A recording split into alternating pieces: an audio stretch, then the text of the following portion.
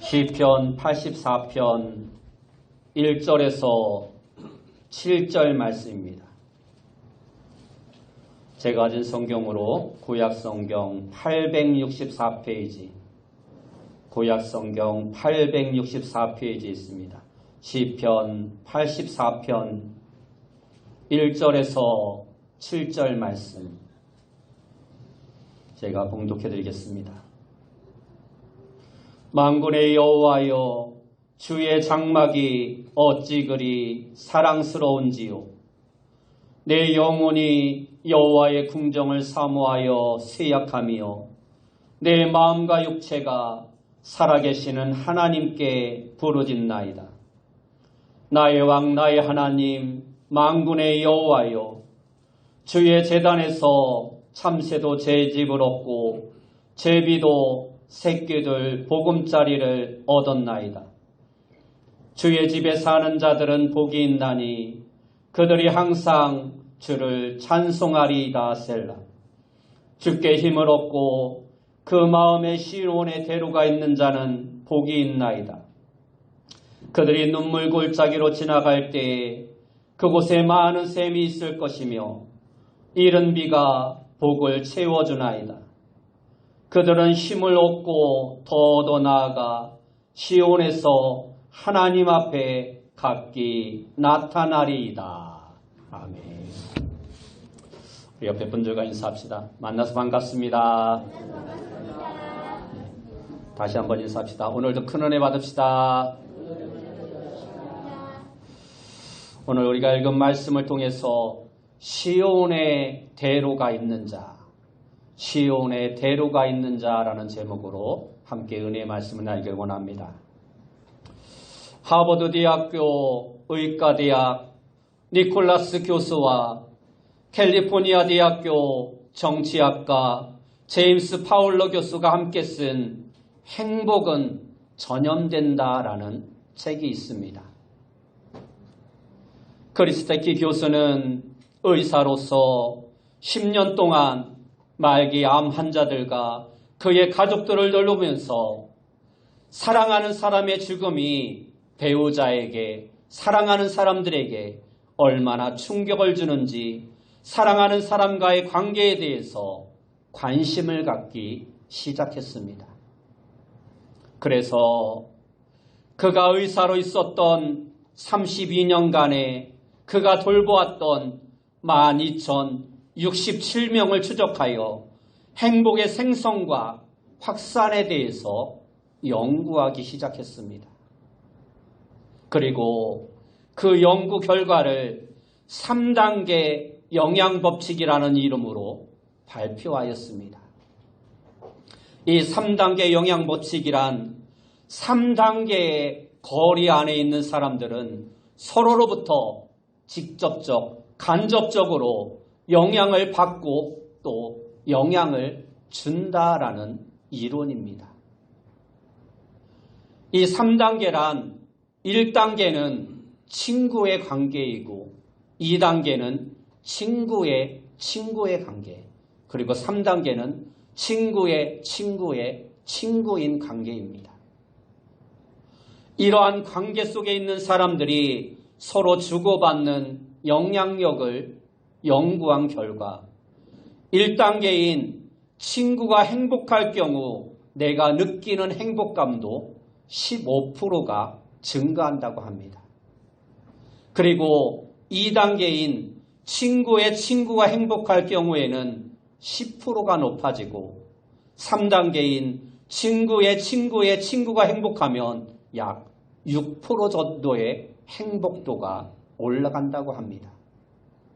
그리고 이러한 행복감을 느끼는 친구가 한 명씩 추가될 때마다 행복해질 확률은 9%씩 증가하고 반대로 불행한 친구가 한 명씩 추가될 때마다 행복감은 7%씩 감소한다라고 합니다.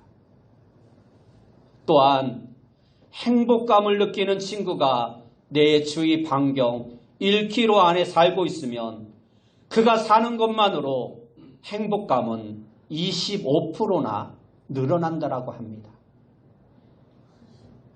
행복감을 느끼는 이웃이 바로 옆에 살고 있으면 행복감은 무려 34%나 높아진다고 합니다.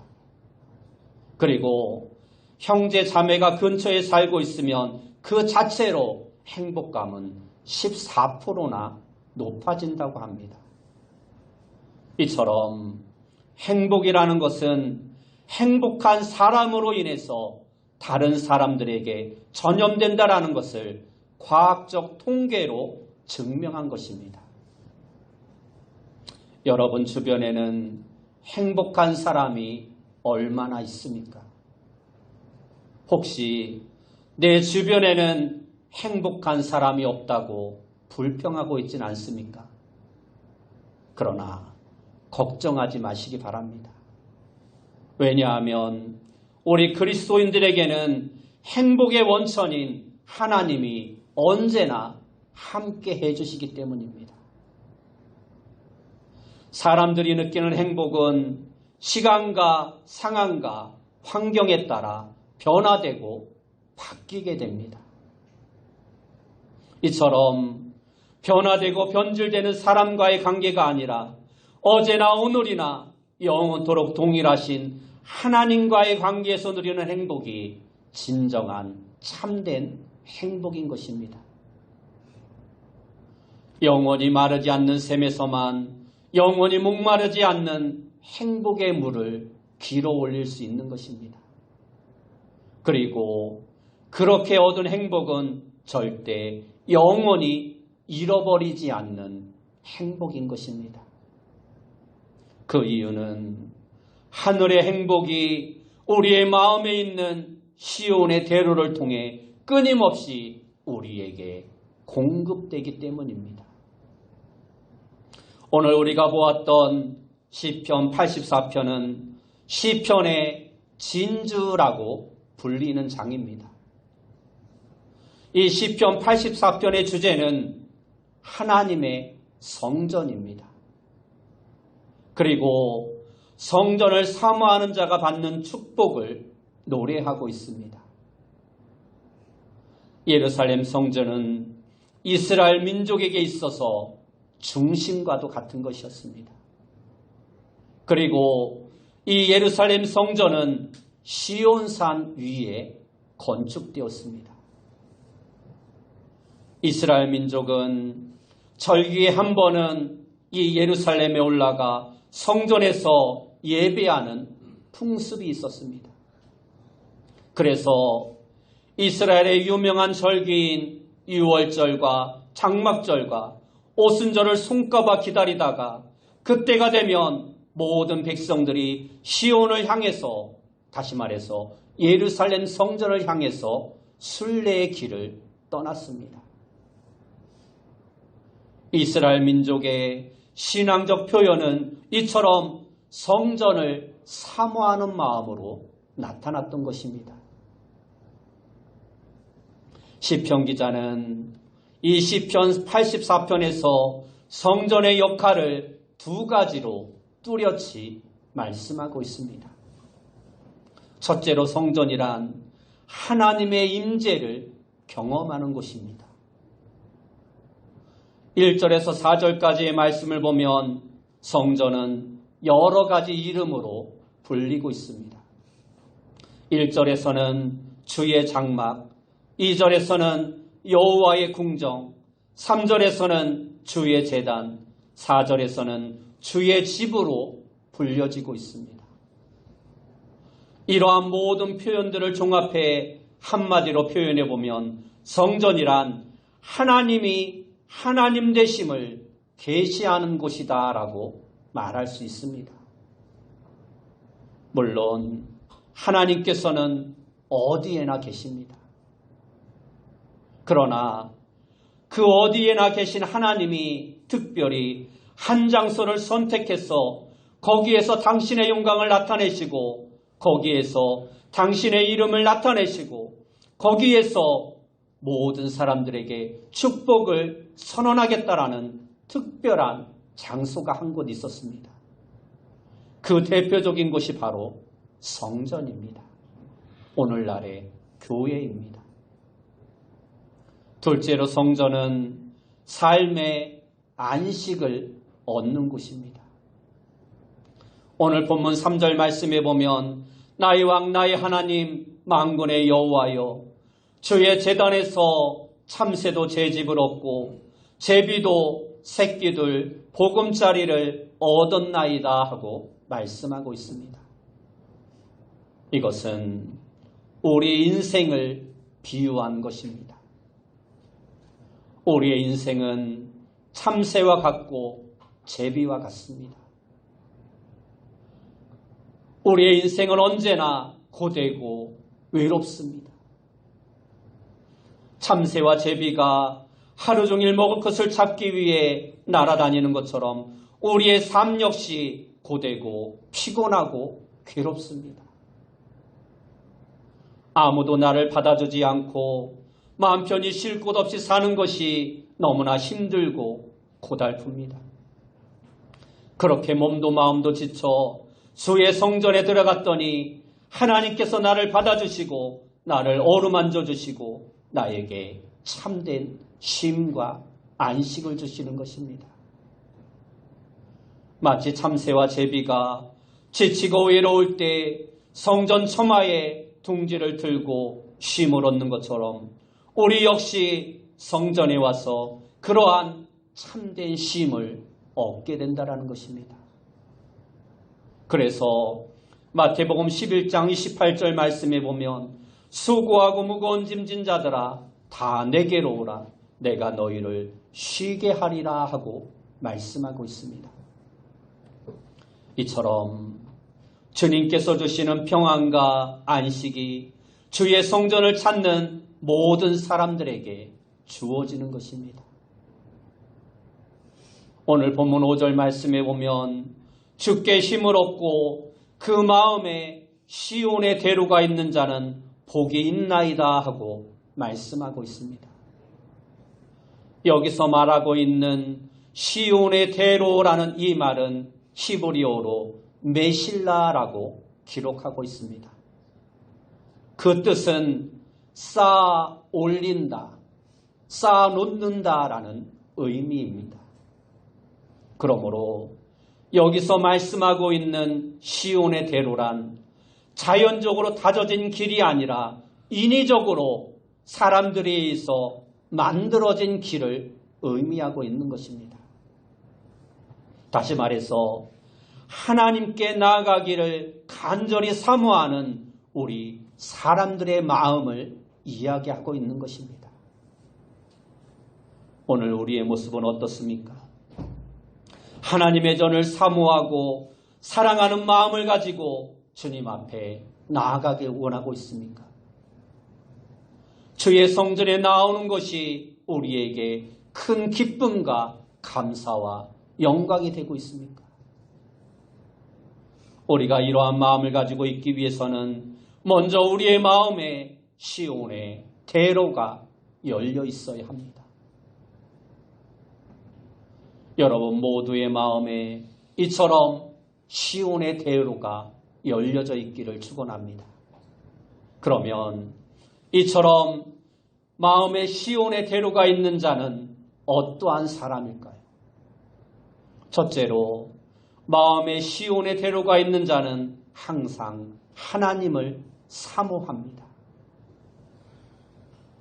영국의 에드워드 8세는 조지왕 5세의 아들로 태어났습니다. 그는 42세의 나이에 에드워드 8세라는 이름으로 왕위에 오르게 됩니다. 그때까지 그는 결혼을 하지 않은 독신이었습니다. 그런데 그때만 해도 그의 마음을 사로잡고 있던 한 여인이 있었습니다. 바로 심프슨이라는 여인입니다. 그러나 에드워드 8세는 자신이 사랑하는 그 여인과 결혼할 수 없었습니다. 왜냐하면 이 심프슨이라는 여인은 미국 출신인데다 이미 결혼을 했던 유부녀였고 또한 이혼한 경력을 가지고 있었기 때문입니다. 그러한 사람을 왕비로 맞아들이고자 했을 때 왕실은 물론이고 국회와 영국 국교회는 거세게 반대하였습니다. 그러자 그는 왕위에 오른 지 11개월이 지난 1936년 12월 11일 방송을 통해서 나는 사랑하는 여인의 협력과 도움 없이는 왕으로서의 의무를 다할 수 없습니다라고 선언하며 왕위를 동생 조지 6세에게 물려줍니다. 그리고 왕위의 자리에서 물러납니다. 왕위 자리에 그대로 남을 것이냐, 사랑하는 여인을 아내로 맞아들일 것이냐의 선택의 기로에서 그는 왕위보다 사랑을 선택했던 것입니다. 그 후 에드워드 8세라는 이름보다 윈저 공작이라는 칭호로 불리게 되었고 다음에 자신이 사랑하는 심프스 여인과 결혼을 하게 됩니다. 영국의 국왕이라는 자리는 온갖 부와 명예를 가지고 있는 자리인데도 그는 그 모든 것을 버리고 사랑을 선택했던 것입니다. 세상의 부귀영화보다도 사랑하는 사람과 함께하는 것이 최고의 행복임을 알았기 때문입니다. 여러분은 이처럼 세상의 부귀영화보다도 더 소중한 사랑을 나눌 대상이 있습니까? 오늘 본문의 시인은 그 대상을 하나님이라고 고백하고 있습니다. 그래서 하나님을 향해 상사병이 걸린 사람처럼 하나님을 사모하며 그리워하고 있다라고 말씀하고 있는 것입니다. 본문 2절을 보면 내 영혼이 여호와의 궁정을 사모하며 세역하며 내 마음과 육체가 살아계시는 하나님께 부르짖나이다 하고 말씀하고 있습니다. 시인은 하나님의 궁정을 사모함으로 그 영혼이 쇠약해졌노라고 고백하고 있습니다.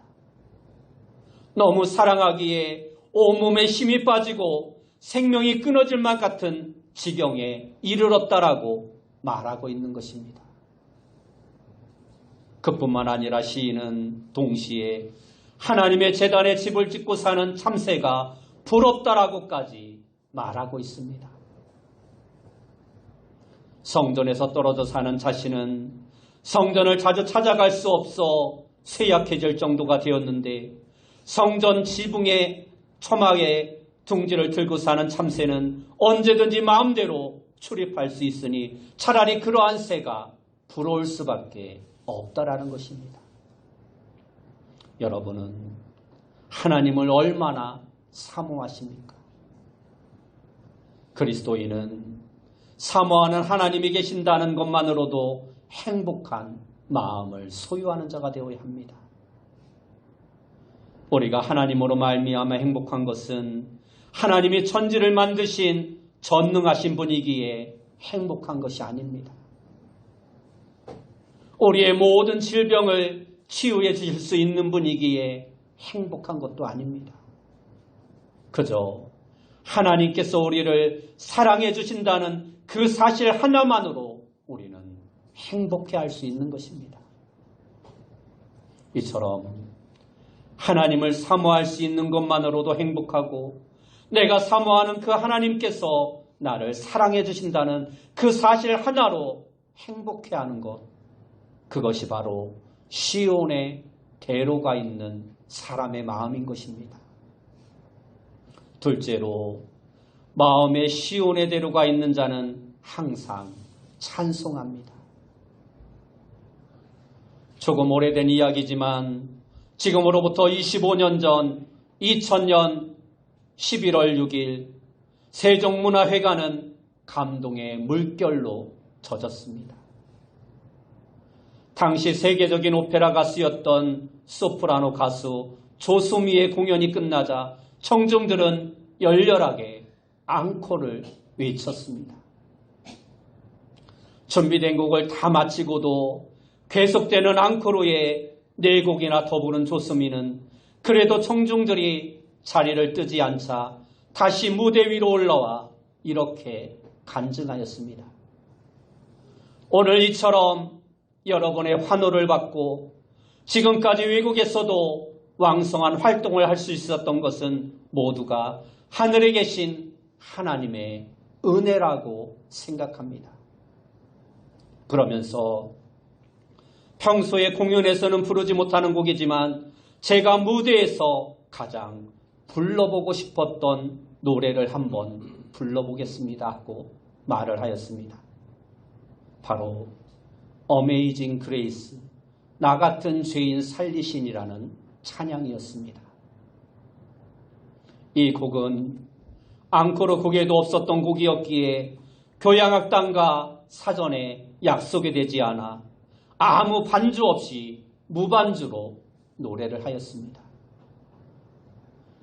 중에서도 가장 높은 고음을 내는 콜로라투라 소프라노 가수인 그녀가 무반주로 부르는 나 같은 죄인 살리신 찬양은 더없이 감미롭고 깊은 감동으로 그곳에 있는 모든 사람들의 마음을 움직이기에 충분하였습니다.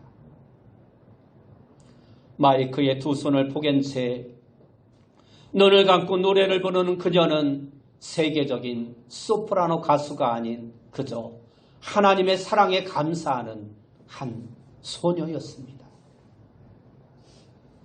죄 많고 부족한 사람을 세계적인 소프라노 가수로 만들어주신 하나님께 영광을 돌리는 찬양이 끝나자 청중들은 일제히 일어나서 뜨거운 박수를 보냈습니다. 예술의 아름다움과 함께 하나님을 믿는 신앙의 경연이 공연장을 온통 시감았던 것입니다. 깊은 감동에 사로잡혀 얼굴이 달아오를 때까지 사람들은 박수를 보냈다라고 기자들은 그날의 감격스러운 모습을 기사에 실었습니다. 오늘 본문 4절 말씀에 보면 주의 집에 사는 자들은 복이 있나니 그들은 항상 주를 찬송하리이다 하고 말씀하고 있습니다. 여기서 말하는 항상이라는 말은 그럼에도 불구하고 그래도 아직도라는 의미입니다. 비록 힘들고 어려운 고난의 상황이 있을지라도 아무 길도 보이지 않지만 그럼에도 불구하고 그래도 아직도 나는 하나님을 찬양하겠다라는 결의에 찬 모습을 말씀하고 있는 것입니다. 이처럼 마음에 시온의 대로가 있어 주의 집에 사는 자는 좋을 때만 하나님을 공경하고 하나님을 찬양하는 것이 아니라 고난 중에도 주를 찬송할 수 있는 마음을 소유한 것입니다. 마음이 즐거울 때나 모든 것이 형통할 때만 노래하는 것은 누구나 할 수 있는 일입니다. 그러나 시온의 대로가 있는 자는 언제 어떤 상황에 있든지 항상 주를 찬송할 수 있는 사람입니다. 여러분도 최악의 상황일지라도 그럼에도 불구하고 하나님을 찬송하는 마음을 가지시는 복된 성도님들이 다 되시길 바랍니다. 오늘 본문의 시편 84편은 고라 자손의 시라고 기록되어 있습니다. 고라는 레위 지파로서 광야에서 모세와 하나님을 대적하다가 땅이 갈라져 매몰되어 참혹하게 죽음을 당한 자입니다. 그러나 당시 고라의 아들들은 폭동에 가담하지 않아서 죽지 않았습니다. 그리고 그들은 하나님의 전을 지극히 사모하는 마음을 가지고 성막의 문지기로 봉사했으며 찬양을 작사하고 작곡하고 지휘도 하고 성가대원으로서 하나님을 찬양하는 일을 하였습니다. 그렇게 고라 자손은 하나님께 영광을 돌림으로 크신 복도 많이 받았던 것입니다.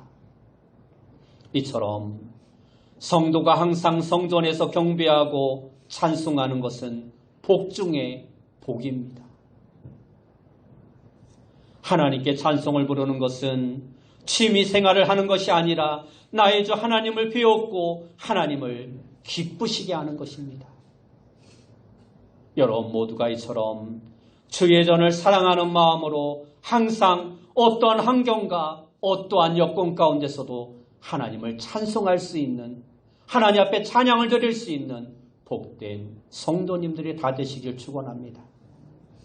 세 번째로, 마음에 시온의 대로가 있는 자는 항상 기도하는 자입니다. 산기슭의 작은 마을에서 교인들이 원하는 곳에 교회를 건축하였습니다. 그런데 입당하기 열흘 전에 시로부터 건물 규모에 비해 주차장이 부적합하다는 통보를 받았습니다. 주차장 크기를 2배로 증축하지 않으면 새 성전을 사용할 수 없다라는 것입니다. 건축 허가를 내줄 수 없다라는 것입니다. 그런데 안타깝게도 교회는 더 이상 땅이 남아있지 않아 뒷마당에 있는 산이라도 옮겨야 할 판이었습니다. 목사님은 특별 기도회를 선언하고 산을 옮길 수 있다는 믿음이 있는 성도들은 저녁 기도회에 참석하라 말하였습니다. 다음 주로 예정된 성전 봉헌식 때까지 뒷산을 허물고 땅을 다지고 페인트를 칠할 자금을 조달하기 위한 기도회를 시작한 것입니다. 약속된 시간이 되자 첫날 24명이 기도회에 참석하였습니다. 3시간 동안 기도를 드리고 목사님은 선포하였습니다. 예정대로 다음 주일에 성전을 봉헌할 것입니다. 하나님께서는 결코 우리가 낙담하는 것을 원치 않으시며 이번에 우리와 함께 하실 것을 믿으시기 바랍니다. 그렇게 선포하고 다음날 아침 목사님이 집무를 시작할 때쯤 한 사람이 찾아왔습니다. 그리고 이렇게 말합니다. 목사님, 저는 건설회사에서 왔습니다. 우리 회사에서 대형 쇼핑몰을 건축 중인데 땅을 메울 흙이 필요한데 교회 뒷산의 흙을 매각하시면 어떻겠습니까? 매각만 하신다면 처리 비용은 물론 도로 포장과 뒷처리까지 저희 회사에서 다 처리해드리겠습니다 하는 것이었습니다. 교회는 아무 힘도 들이지 않고 많은 돈을 받고 뒷산의 흙을 팔 수 있었고 거기에 공짜로 포장과 뒷처리까지 완벽하게 주차장을 다 완성할 수 있었고 예정대로 입당 예배도 드릴 수 있었습니다. 이처럼 하나님은 지금도 살아서 역사하시는 분이십니다. 우리의 겨자씨만한 믿음을 하나님은 사용하길 원하십니다. 성전을 사모하는 마음이 있는 자만이 산을 옮기는 기적을 볼 수 있는 것입니다.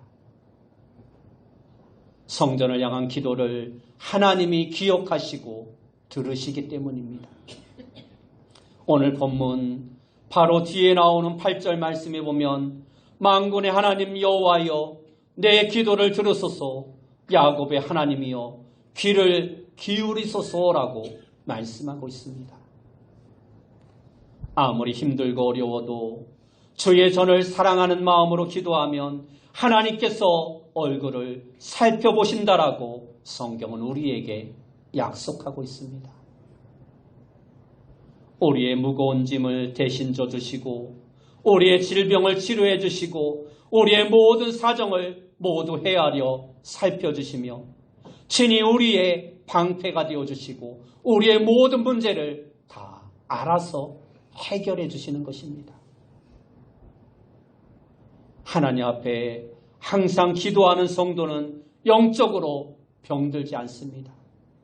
그러나 기도하지 않는 성도는 세상의 불의한 자리로 나아갈 수밖에 없는 것입니다. 그래서 늘 근심과 염려와 고통 가운데 살아갈 수밖에 없는 것입니다. 그러므로 성도는 하나님의 성전에서 기도하는 것을 생활화해야 합니다. 힘들고 어려울 때마다 일이 풀리지 않고 괴로울 때마다 하나님의 성전에 나와 기도하면 하나님께서는 반드시 그 기도를 들어주신다는 것입니다. 혹시 어찌할 수 없는 문제로 괴로워하고 계십니까? 사방으로 우겨쌈을 당하는 것 같은 어려움이 여러분의 삶 가운데 떠나지 않습니까? 답답한 일로 낙심하고 괴로워하고 있습니까? 억울함에 버림당하는 것 같은 일들이 삶에서 떠나지 않고 있습니까? 그렇다면 마음에 시온의 대로를 가지시기 바랍니다. 하나님의 성전을 사모하는 마음으로 주께 나와 기도하시기 바랍니다. 기도하면 해답을 얻게 될 것입니다.